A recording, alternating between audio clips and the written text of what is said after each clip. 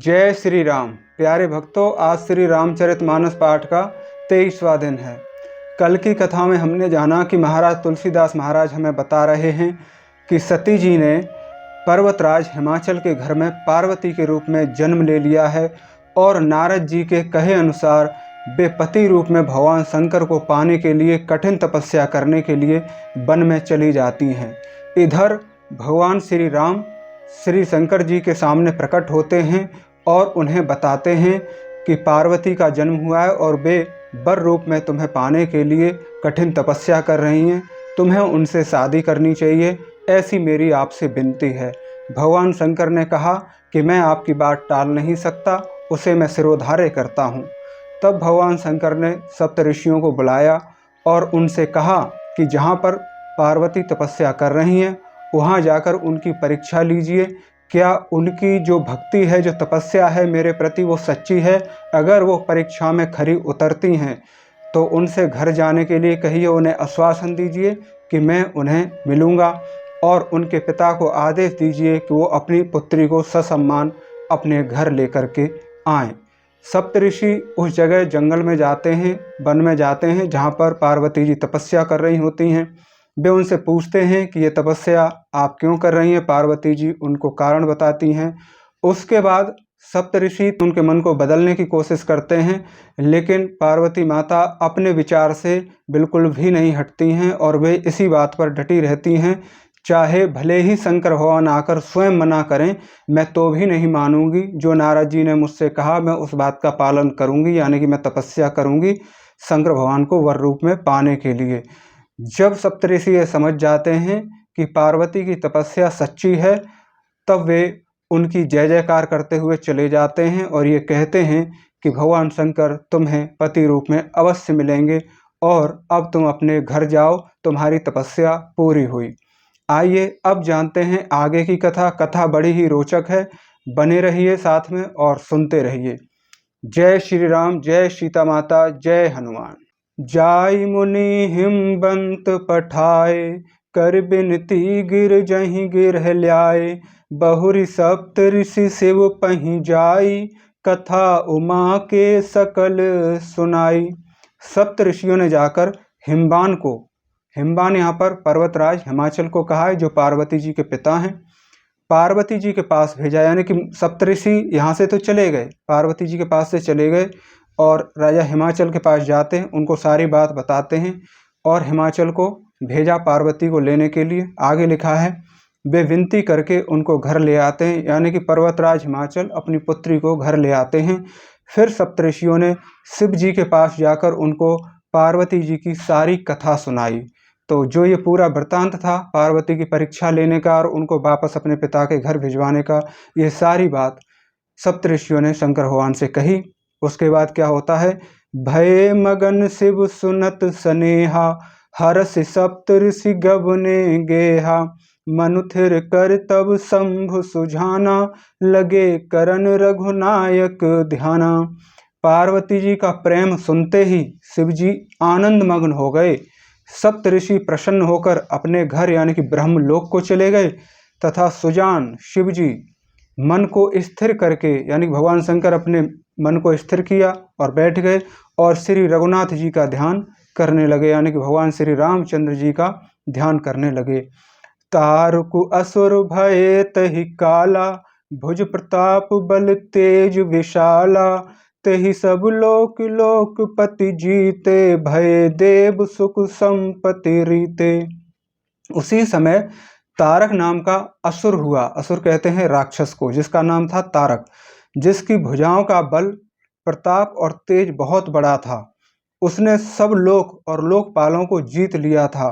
सब देवता सुख और संपत्ति से रहित हो गए थे, यानी कि उसने सारे तो लोक छीन लिए और जो लोकों के राजा थे यानी कि देवतागण थे उनको भी पराजित कर दिया और सब देवता सुख और संपत्ति से वंचित हो गए, यानी कि सब कुछ उसने छीन लिया। किसने? तारक नाम के असुर ने।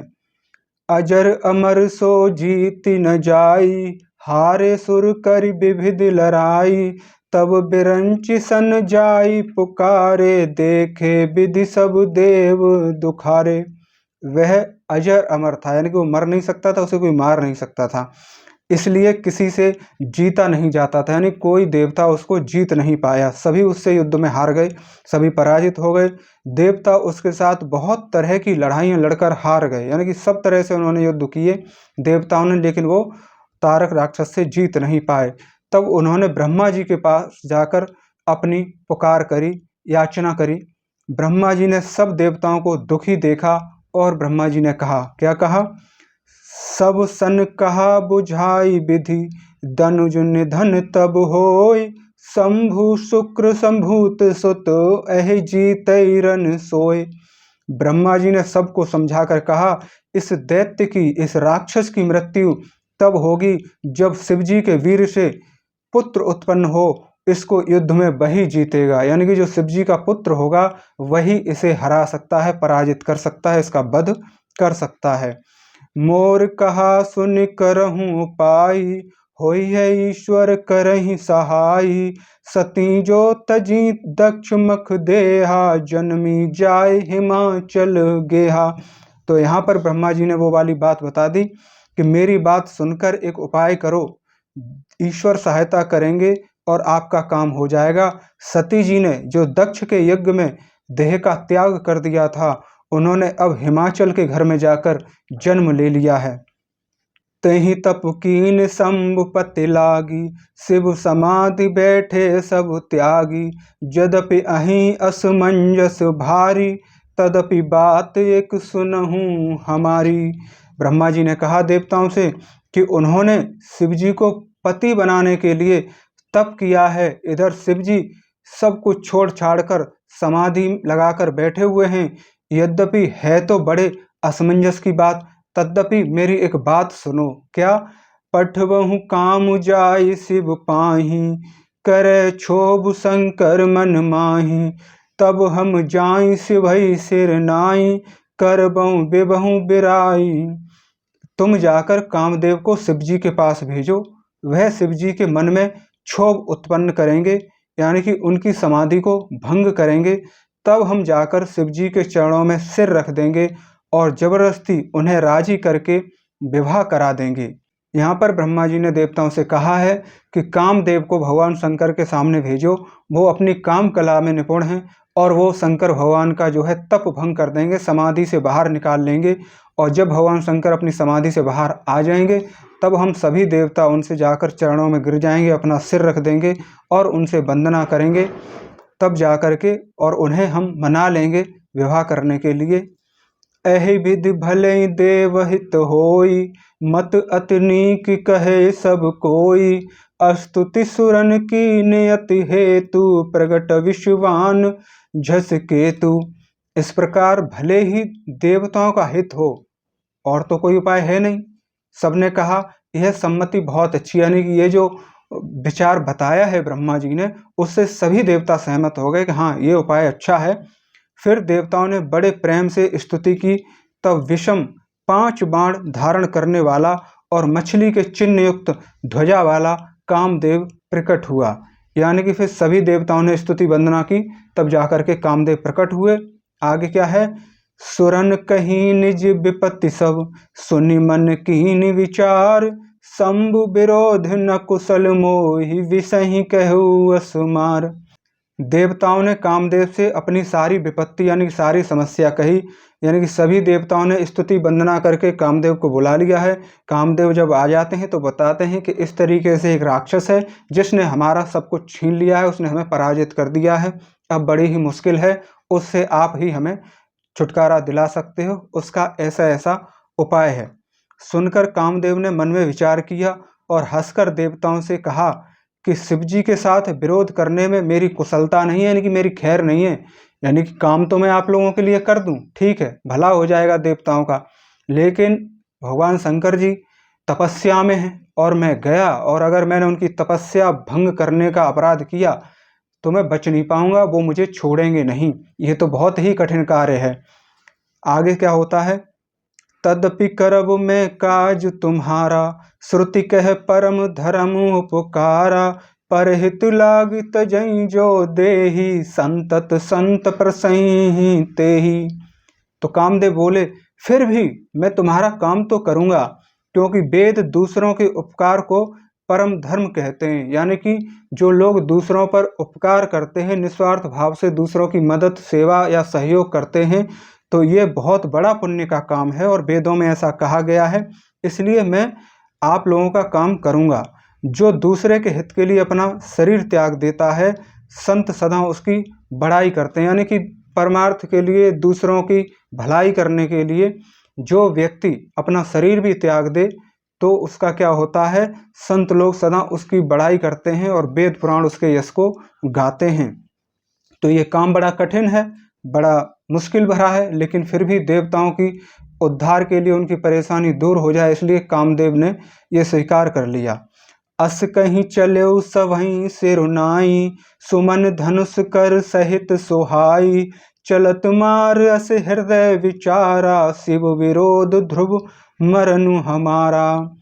यों कहकर सबको सिर निभाकर कामदेव अपने पुष्प के धनुष को हाथ में लेकर, पुष्प मतलब फूलों का, कामदेव का जो धनुष है उसको लेकर वो चल देते हैं। और साथ में जो बसंत आदि, जो बसंत ऋतु होती है, बसंत मौसम होता है, जो खुशबू होती है, सुगंध होती है, इन सभी सहायकों के साथ कामदेव चले। चलते समय कामदेव ने हृदय में ऐसा विचार किया कि शिव जी के साथ विरोध करने में मेरा मरण निश्चित है। यानी कामदेव इस बात को जानते हैं कि मैं भगवान शिव की तपस्या भंग करने जैसा अपराध करने जा रहा हूँ, तो मेरा तो मरना निश्चित ही है। लेकिन उन्होंने देवताओं की भलाई के लिए खुद की मृत्यु को भी स्वीकार कर लिया। तब आपन प्रभाव विस्तारा, निज बस कीन सकल संसारा, कोपऊ जब ही बारिच केतु, छन महु मिटे सकल श्रुति सेतु। तब उसने यानी कामदेव ने अपना प्रभाव फैलाया और समस्त संसार को अपने वश में कर लिया। जिस समय उस मछली के चिन्ह की ध्वजा से कामदेव ने कोप किया, उस समय क्षण भर में ही वेदों की सारी मर्यादा मिट गई। ब्रह्मचर्य व्रत सजम नाना, धीरज धर्म ज्ञान विज्ञान, सादर जप जोग विरागा, सब है विवेक कटुक सब भागा। ब्रह्मचर्य नियम, नाना प्रकार के, नाना प्रकार मतलब विभिन्न प्रकार के, अलग अलग तरह के संयम, धीरज, धर्म, ज्ञान और विज्ञान, सदाचार, जप, योग, वैराग्य आदि विवेक की सारी सेना डरकर भाग गई। यानी कि जो इस ब्रह्मांड में, इस पृथ्वी पर, जगत में जितने भी प्राणी हैं और उन सबके हृदय में जो ये चीज़ें होती हैं, नाना प्रकार के संयम होता है, धीरज होता है, मर्यादा होती है, संस्कार होते हैं, सभ्यता होती है, नैतिकता होती है, ब्रह्मचर्य, ये सारी जो चीज़ें थीं, उनके ये धनुष उठाने से ही सब समाप्त हो गई। लोक लज्जा सब समाप्त हो गई पूरे संसार से। आगे क्या होता है, भागहु बिबुक सहाय सहित, सो सुभट सुजक महिमुरे, सद ग्रंथ पर्वत कंद हिमहु, जाइत ही अवसर दुरे, हो निहार का करतार को रखवार, जग खर भर परा, दुई माथ के ही रतिनाथ, जय ही कहु कोपी कर धन सरुधरा। विवेक अपने सहयोगियों सहित भाग गया, यानी कि लोगों के दिमाग से विवेक खत्म हो गया, नष्ट हो गया। उसके योद्धा रणभूमि में पीठ दिखा गया, यानी कि जो नैतिकता, आचरण, सभ्यता, संस्कार और जो बुद्धि विवेक आदमी को संयमी बनाता है, सदाचारी बनाता है, वो सब लोगों के अंदर से खत्म हो गए। उस समय वे सब सदग्रंथ रूपी पर्वत की कंदराओं में जाकर छिप गए, अर्थात ज्ञान, वैराग्य, संयम, नियम, सदाचार आदि ग्रंथों में ही लिखे रह गए। उनका आचरण लोगों से छूट गया। सारे जगत में खलबली मच गई और सब कहने लगे, हे विधाता, अब क्या होने वाला है, हमारी रक्षा कौन करेगा? ऐसा दो सिर वाला कौन है जिसके लिए रति के पति कामदेव ने कोप करके हाथ में धनुष उठा लिया है। यानी कि पूरा जगत, पूरी सृष्टि भयभीत हो गई है और वो परेशान हो रहे हैं कि ऐसा कौन व्यक्ति है जिसके लिए रति है, कामदेव की पत्नी का नाम, तो वो कह रहे हैं कि रति के पति कामदेव ने कोप करके, यानी कि इतना बड़ा जो है खतरा मोल लेकर के उन्होंने अपने ऊपर हाथ में धनुष उठाया है।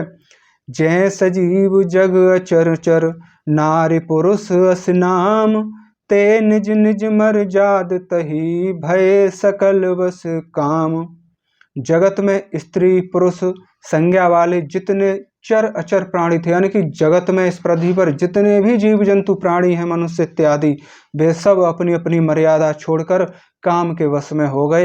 यानी कि सब सभ्यता, संस्कार, नैतिकता, ब्रह्मचर्य, अच्छे आचरण सब कुछ भूल गए।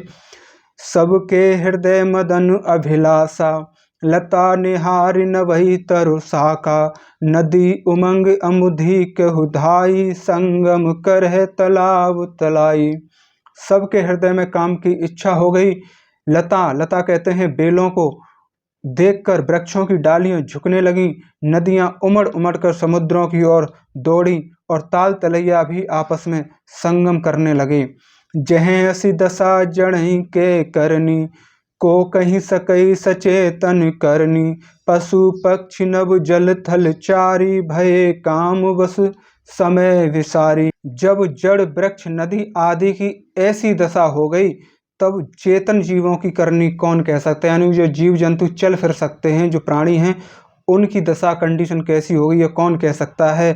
आकाश, जल और पृथ्वी पर विचरने वाले सारे पशु पक्षी अपने संयोग का समय भुलाकर काम के वश हो गए। मदन अंध व्याकुल सब लोका, निस्दुन नहीं अब लो कहीं कोका, देव दनुज नर किन्नर ब्याला, प्रेत पिशाच भूत वेताला।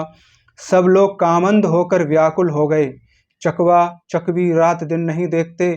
देव और दैत्य, मनुष्य, किन्नर, सर्प, प्रेत, पिशाच, भूत, वेताल, इनके दशा न कहूँ बखानी, सदा काम के चेरे जानी, सिद्ध विरक्त महामुनि जोगी, तप काम वश भये वियोगी। ये तो सदा ही काम के गुलाम रहते हैं, यह समझकर मैंने इनकी दशा का वर्णन नहीं किया। सिद्ध, विरक्त, महामुनि और महायोगी भी काम के वश होकर योग सहित या स्त्री के विरही हो गए। भय काम वश जोगी तापस पावरही, की को कहे, देखई चराचर नारी में, जय ब्रह्म में देखत रहे। अबला बिलो कहीं पुरुष में, जग पुरुष सब अबला मय, द्वे दंड भरे ब्रह्मांड भीतर, काम कृत कौतुक अयम। जब योगीश्वर और तपस्वी ही काम के वश में हो गए, तब पामर मनुष्य की कौन कहे। जो समस्त चराचर जगत को ब्रह्ममय देखते थे, वे अब उसे स्त्रीमय देखने लगे। स्त्रियां सारे संसार को पुरुषमय देखने लगीं और पुरुष उसे स्त्री में देखने लगे। 2 घड़ी तक सारे ब्रह्मांड के अंदर कामदेव का रचा हुआ यह कौतुक, यह तमाशा बना रहा। धरी न कहूँ धीर सबके, मन मन सिज हरे, जे राखे रघुवीर ते, उबरे तेहि काल महु। किसी ने भी हृदय में धैर्य धारण नहीं किया। कामदेव ने सबके मन को हर लिया। श्री रघुनाथ जी ने जिनकी रक्षा की, केवल वे ही उस समय में बचे रहे, यानी कि जिन पर भगवान श्री रामचंद्र जी ने अपनी कृपा की, वही लोग इस दुष्प्रभाव से बचे रहे। अभय धरी अस कौतुक भय, जो लग काम शंभु पहि गयहु, शिवहि बिलो की संस केउ मारी, भयउ चथाथी शंभु संसारी। 2 घड़ी तक ऐसा तमाशा हुआ। जब तक कामदेव शिव जी के पास पहुंच गए, शिव जी को देखकर कामदेव डर गए। तब सारा संसार फिर जैसे का तैसा था, वैसा ही पहले की स्थिति में स्थिर हो गया। भय तुरत सब जीव सुखारे, जिमि मद उतर गए मतवारे, रुद्र ही देख मदन भय माना, दुराधर्ष दुर्गम भगवाना। तुरंत ही सब जीव वैसे ही सुखी हो गए जैसे मतवाले नशा पिए हुए लोग नशा उतर जाने पर सुखी, यानी कि अपनी वर्तमान पुरानी अवस्था में आ जाते हैं, नॉर्मल स्थिति में आ जाते हैं। दुराधर्ष, जिनको पराजित करना अत्यंत ही कठिन है, और दुर्गम, जिन पर पार पाना बहुत कठिन है।